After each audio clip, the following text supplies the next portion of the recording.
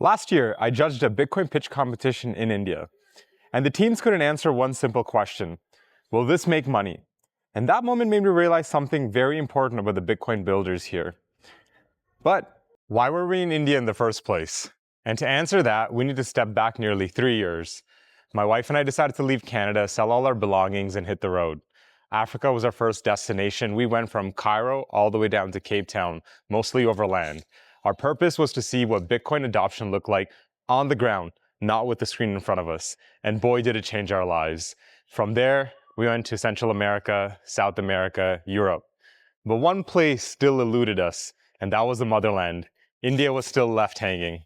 And regardless where we went, one question always followed us: what does Bitcoin adoption look like in India? That changed when we attended the BitPleb Summit, our first Bitcoin conference in India. Prior to the conference, Bitshala, the open source developer organization in India, brought together 30 to 40 developers for a week-long workshop. And all of that culminated in this Bitcoin pitch competition I referred to. And the teams that presented were extremely impressive. They ranged hardware, software, payments, and so much more.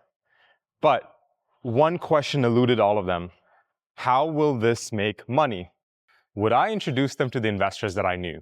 And the answer was a resounding no. At least not yet. They needed more polish. They needed to understand what their business models were. They needed to know what their go-to-market was. And as I was daydreaming about this, I heard a question, one of my co-judges, Harish. How will this make money, he asked, and I snapped out of it. It makes sense. He's actually the founder of India's oldest Bitcoin exchange, so he knew how to build a business. Unfortunately, the teams didn't have an answer. Technically, they were sound, but when it came to commercialization and the business aspect of their venture, they lacked. And that's where the gap lied. The problem wasn't the lack of talent. It was a lack of structure to show them how to turn these ideas into a company. And this wasn't all about commercialization. I just wanted them to have clarity. Was this a pet project? Should they be spending more time on it? Could this actually turn into something long-lasting? So what options do they have? They can apply for a grant, which is great, but that gives them a quick injection of cash. It doesn't solve for the structure problem. They can apply to a traditional accelerator, but they won't get any Bitcoin-specific feedback. So now, where does that leave them? And as I was coming to terms with this problem, I realized I should just roll up my sleeves and solve it myself. And that's how the Bitcoin Accelerator program was born. It's a 12-week program designed to help the teams answer one question: is this just a pet project, or can it turn to a sustainable venture? Ultimately, we want the teams to fail fast. The 12 weeks gives them the guardrail to understand: do they continue or do they shelve? That at least gives them clarity so we don't slow down innovation and they can move on to another project or an idea. You might be wondering, why is it remote?